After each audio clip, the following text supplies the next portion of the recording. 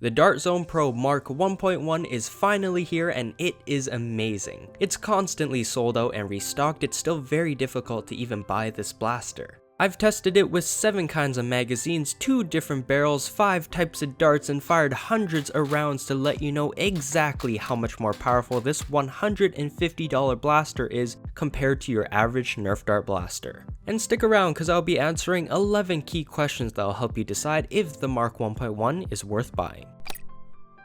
For those out of the loop, what is the Dart Zone Pro Mark 1.1? The Mark 1.1 is the latest version of the 2019 Mark I limited edition high performance blaster. This release is different as it features a hot red color variant, a sturdier stock, and simple cardboard box packaging for a $150 price point. That's $30 cheaper than the Mark I. The Mark 1.1 is one of the more popular blasters of recent times that I can recall, so huge props to Dart Zone for sending this out to me so I can make this video. But nepotism will not sway my perspective. We're going to find out if this maturely designed blaster is truly hotter than a chimichanga. What does a $150 toy blaster supply you with? We get various parts and pieces necessary to construct the Mark 1.1, giving you an instant active role in building this innovative toy. It's very straightforward, just like the Jet Blaster Sita Model S. 2 iron sights can be attached to the top rail, which actually helps with aiming. It's a shame that they're all loosey-goosey on top and aren't secured better. The adjustable texture stock has been upgraded to stabilize your shots even more. The back end can be popped off to store secret paraphernalia like the included extra O-rings and jam dart remover tool thingy. The whole stock can even be replaced with other stocks that are compatible, such as the carbine stock I received from Evike. We have a front priming grip that is well designed and very ergonomic. In addition, we get a Dart Zone Pro 15 dart standard size mag, a 15 dart half length size mag, as well as a half length mag adapter. You can swap between full length and half length mags with no modification or temper tantrums required. And some of my favorite things in the box? It's complete with the Dart Zone Pro standard and half-length darts. These bamboo looking darts are wholly unique and we'll see just how impressive they are in a couple of minutes. Utilizing the included metal barrel or plastic barrel in the blaster will greatly change the performance and type of darts you're able to shoot at your siblings. The results I got from the Legit Bread lab were very interesting and changed my perspective of the Mark 1.1. As blasters get more powerful, they often become more troublesome to prime due to the resistance of the internal spring system. Does the Mark 1.1 also fall victim to this? Fortunately, no. Priming this blaster back and forth doesn't require superhuman force. The rubberized stock, handle, comfortable priming grip, and the nice trigger pull all contribute to the overall premium user experience of this blaster. Are the Pro magazines and darts compatible in other Nerf blasters? Using the Nerf Elite Alpha Trooper and Retaliator as test models, it was obvious off the bat that the standard mag doesn't even fit in the magwells. Both blasters work with the Pro standard darts, but there really isn't a point of using them in Nerf blasters. I haven't tested the Pro darts or mags extensively in other blasters, but I wouldn't be hopeful about them being compatible with many Nerf blasters at all. After all, these are Pro products made for Pro blasters, and we're about to see them in action. After firing off hundreds of darts, is the Mark 1.1's performance worthy of its $150 price point? And what darts are compatible with it? As a refresher, the unofficial average velocity of Nerf dart blasters are around 70 feet per second. Using a chronograph and calculating the average FPS from 30 shots per dart type, here are the results. The metal barrel.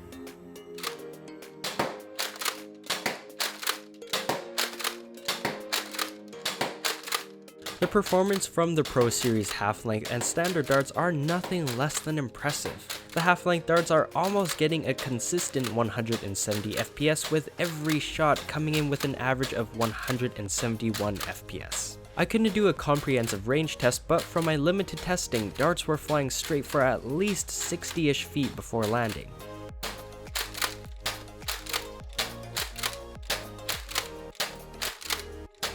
The full-length darts were less powerful with an average of 164 FPS, and accuracy seemed a little less refined but still very nice.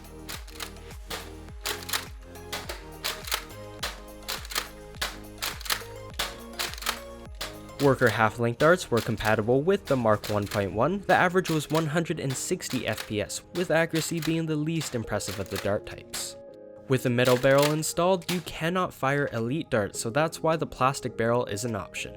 Swapping out the barrel only takes a couple of steps and minutes. Here's another question. Does the plastic barrel provide more versatility and the same performance as the metal barrel? Here are the results.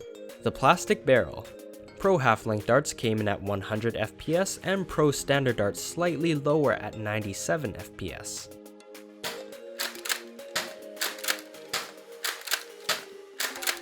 Worker darts were surprisingly more powerful than both types of Pro darts, clocking in at 106 FPS. To my naked eye, they seemed more accurate than Pro half-length darts during my testing too.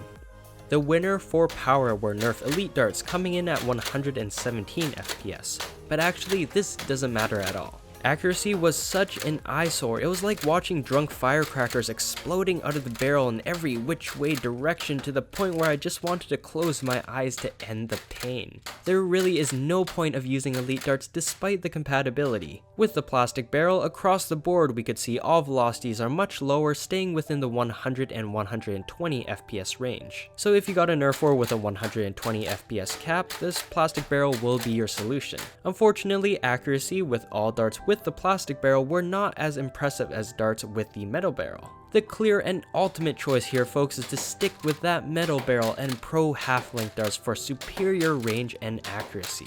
With this setup, how much more powerful is the Mark 1.1 compared to an average Nerf dart blaster? 171 FPS versus 70 FPS. That's 2.4 times more powerful. That is ridiculous coming from a product released from a major blaster brand. In cases where you have to use the plastic barrel, I would recommend the worker darts as they seem to behave the most.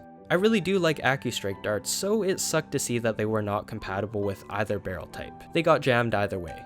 Throughout all my testing, I only experienced one bad jam with a Pro half-length dart getting wedged in the plastic barrel. No matter the situation, almost every shot that came out of the Mark 1.1 was more accurate and more powerful than any regular dart blaster. In my eyes, the performance is astounding and matches its premium price tag. What non-Dart Zone brand magazines are compatible with the Mark 1.1? Well, a bunch of them to an extent. Whether using the metal or plastic barrel, the Worker Talon mag and Jet Blaster Katana mags were compatible with both. So those are other half-length mag options for you. This could just be a bias, but I feel like the Pro magazines were the most reliable and fed darts the best. The Mark 1.1 could be fitted with things like Nerf straight mags, Nerf drum mags, and the Worker banana mag, so that was really nice to see. Now that we've praised the blaster, what are the shortcomings of the Mark 1.1? I have 3 that I can think of. First, the Mark 1.1 suffers from the same problem as the Model S. Once primed, the front grip does not stay locked like most regular dart blasters, meaning you could accidentally pull back the grip again, chambering another dart and possibly leading to nasty jams. This problem might not bug everyone, as you just have to keep your hand on the grip, but for me it's just an additional annoying thing to pay attention to so I don't cause a traffic jam inside my blaster. Second, the prime isn't that heavy, but it isn't the smoothest. It's definitely not like butter. I had a few hiccups from time to time where I thought I was pulling back with enough force, but I wasn't, and it disrupted the momentum of the prime. Again, something that just takes getting used to. Third, the rubberized handle is like a sleeve cover rather than being molded to the blaster itself. This means it can slip and slide out of place when holding this blaster with one hand to reload. It doesn't damage the blaster, but it's just an odd sensation. Overall, there isn't much to complain about. And our final question, is the Mark 1.1 worth buying, and who is it for? This is one of the most expensive blasters on the market right now. It is pricey, but I believe you get what you're paying for. Modifying or 3D printing blasters featuring this kind of grandiose performance will cost less or about the same as the Mark 1.1, but it takes a lot more time to get the same results. I mean, the project is part of the fun, it's just that the Mark 1.1 can be assembled in minutes straight out of the box for those interested. This blaster is made for people using it for long-range fun, such as high FPS Nerf battles. There's no point buying this for a Nerf war if your opponents don't have high performance blasters themselves. Cause, quite frankly, the Mark 1.1 is extremely dangerous at close range. So if you're in the market for a sexy, high performance top quality blaster with no modding required, this is it. It's a great choice. Its easy take apart system should also make modification a lot easier too. If you don't need 170 FPS ranges and want to spend less money, the $90 CETA Model S, which I have a review video on, is another option. For me, I still enjoy the Percy slightly more because of its insane rate of fire. Check out the video on the left to see why I consider it an almost perfect blaster. To buy the Mark 1.1 and the latest and greatest Nerf blasters, I have affiliate links down below. Thanks for watching.